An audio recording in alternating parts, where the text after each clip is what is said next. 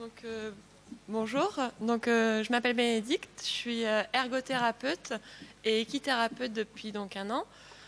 Ce que je vais vous présenter, je l'ai démarré, j'étais en formation d'équithérapie. Donc voilà, c'est vraiment pour moi basé sur mes compétences d'ergo, parce que c'était ce que je faisais déjà.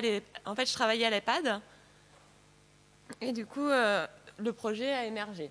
Donc, tout d'abord, en fait, l'origine du projet, donc à savoir que je travaillais sur l'EHPAD qui est territorial et que le hara a été racheté par la mairie. Donc, mairie pour l'EHPAD, mairie pour le hara, il fallait qu'on fasse quelque chose. Donc, Patrice est venu nous proposer, donc Patrice Eco qui est sur l'IFCE, est venu nous dire il faut qu'on essaye. Donc, on a eu le cheval qui est venu à l'EHPAD. Donc, on voit donc Apache et Tulipe. Donc, Apache qui est cheval de l'IFCE et puis les poneys qui nous ont été prêtés par la SHN.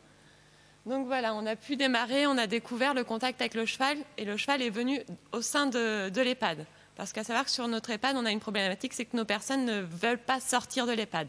Elles ont beaucoup cette image d'elles-mêmes qui est assez ternie. Donc le cheval est venu. On l'a fait sur 2 séances, on a eu 60 personnes de sortie entre les 2 séances. Donc pour nous, c'était énorme. Et beaucoup de bien-être et puis une motivation à dire faut faire ma toilette ce matin, dépêche-toi, parce que là, il y a le cheval qui est dans la cour, quoi. Donc voilà, la question était aussi d'observer quelle place donner au cheval dans la ville d'Hennebont. Donc on est parti sur 2 projets de recherche, donc avec mes compétences, c'est pas non plus de la glorieuse recherche. J'ai fait une première partie évaluation de la marche, donc avec le bilan Tinetti.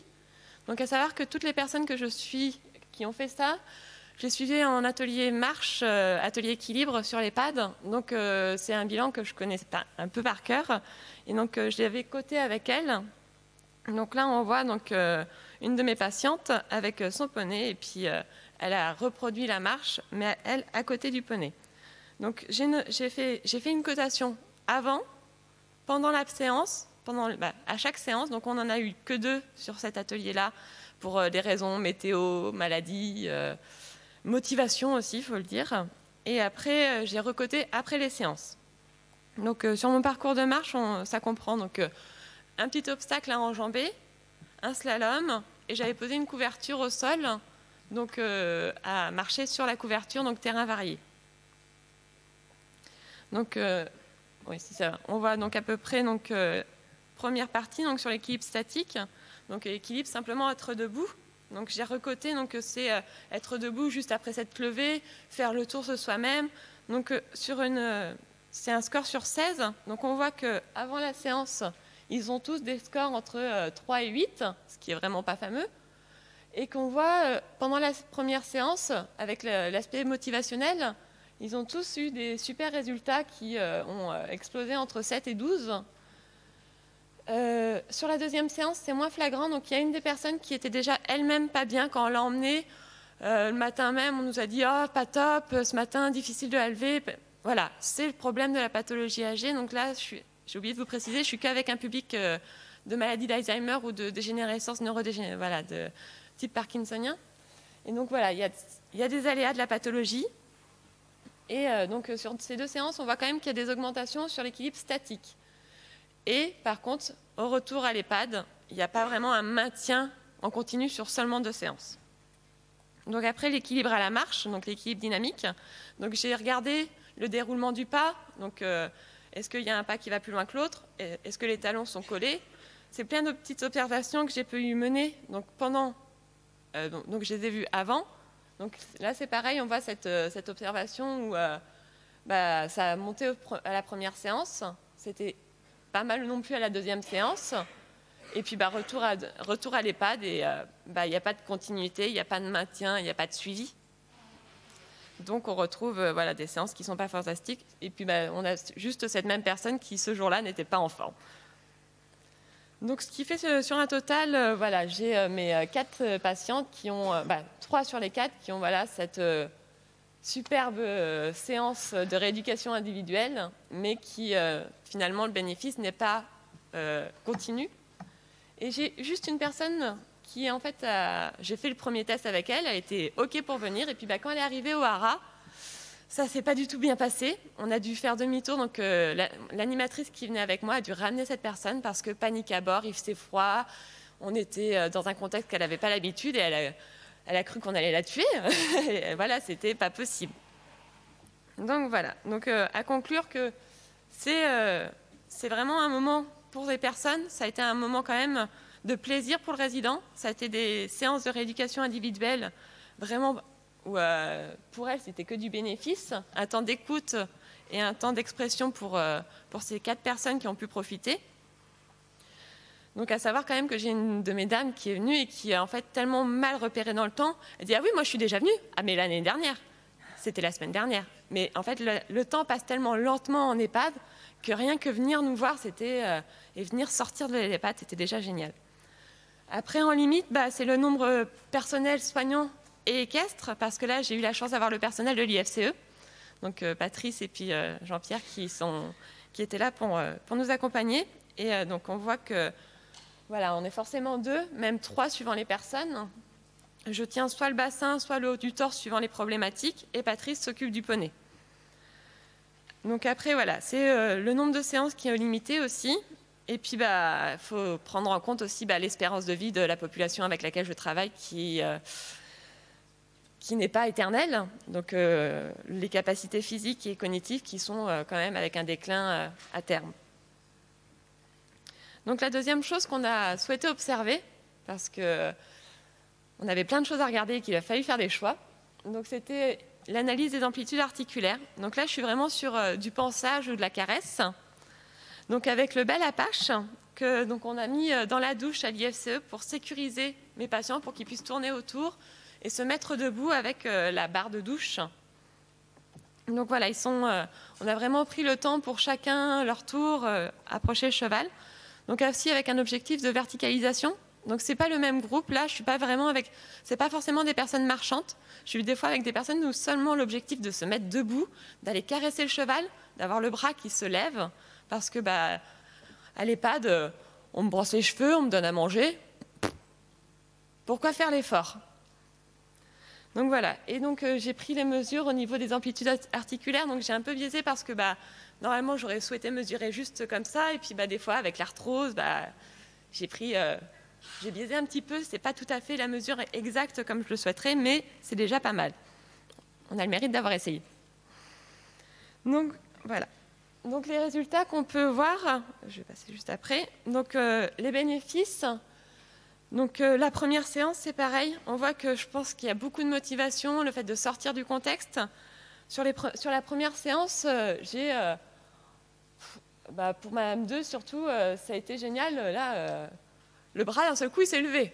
Alors qu'à l'EHPAD, vous allez lever le bras, je vais côté. Bon, voilà, j'ai pas eu plus.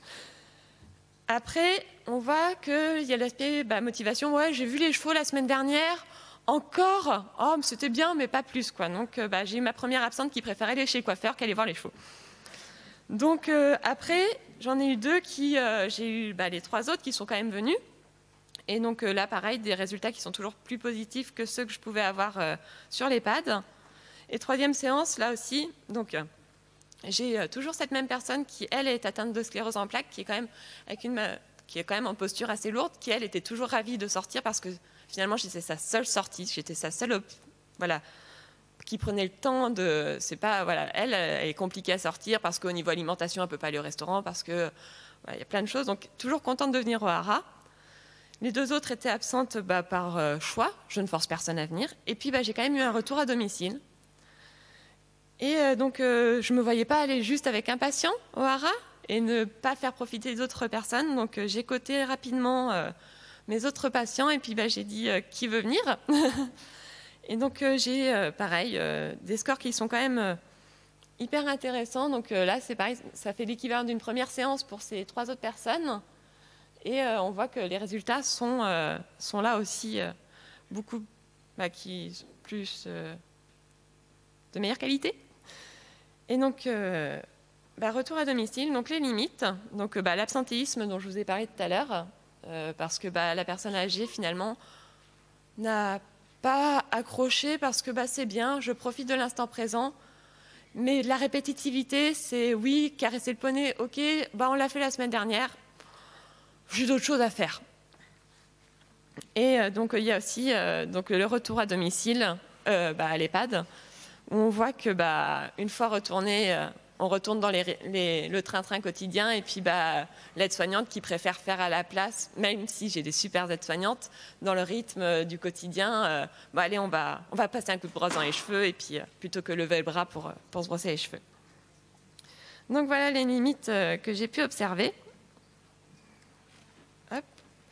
Mais voilà, donc je vais quand même conclure en remerciant tout ce qui est le partenariat qui a pu se mettre en place avec l'IFCE, la mairie, l'EHPAD, et ce partenariat qui a pu permettre de découvrir pour des personnes d'EHPAD qui ont connu le cheval, parce que c'est des personnes sur l'EHPAD qui ont grandi sur Hennebont, qui ont connu le cheval avec les transhumances, avec les chevaux qui sortent, qui rentrent au haras, et qui ont cette image. Et donc pour elles, venir dans le haras, c'était un juste retour des choses pour eux d'avoir participé à cet atelier. Voilà. Merci.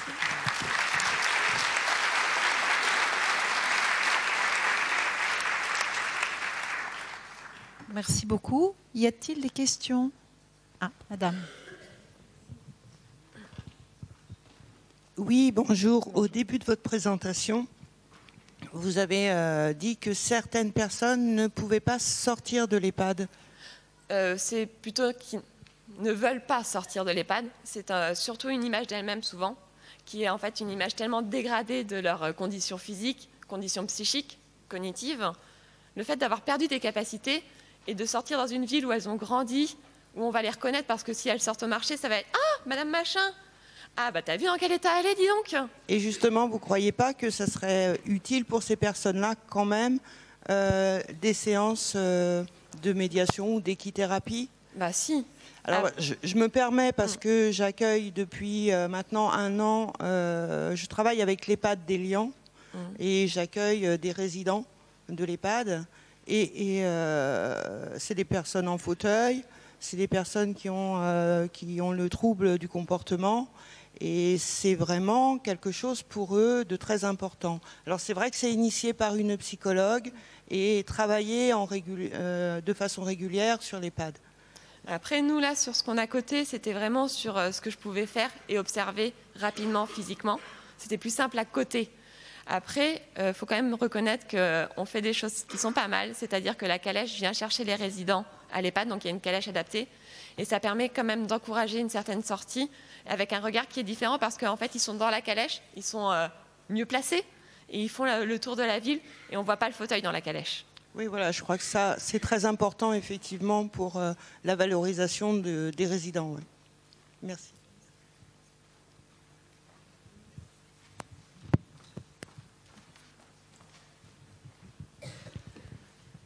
Bonjour, si je peux me permettre, ça fait plus d'une vingtaine d'années maintenant que je travaille avec les personnes âgées et le cheval.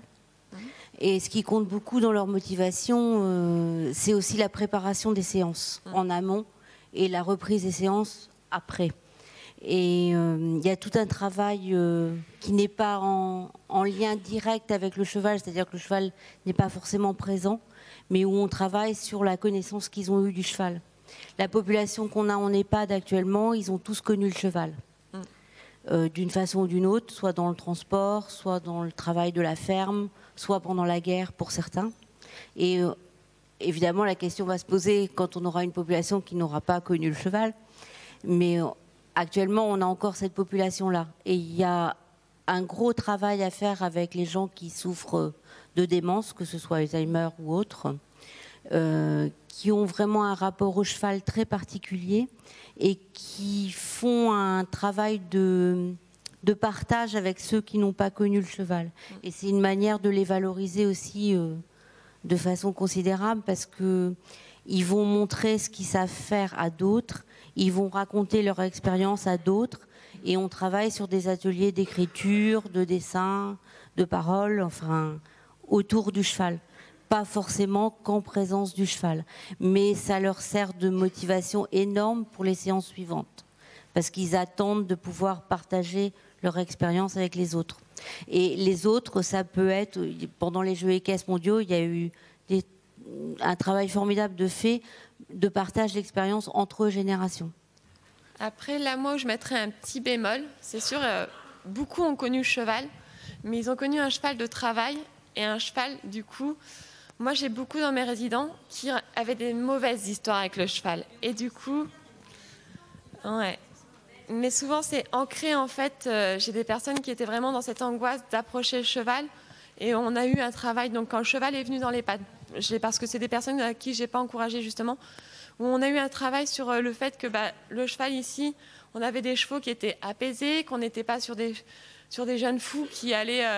parce qu'en fait, ils ont des fois des histoires qui sont avec le cheval de trait, qui bottait, et du coup, c'est vrai que c'est plus à travailler. Et là, moi, je retravaille du coup en tant que libérale.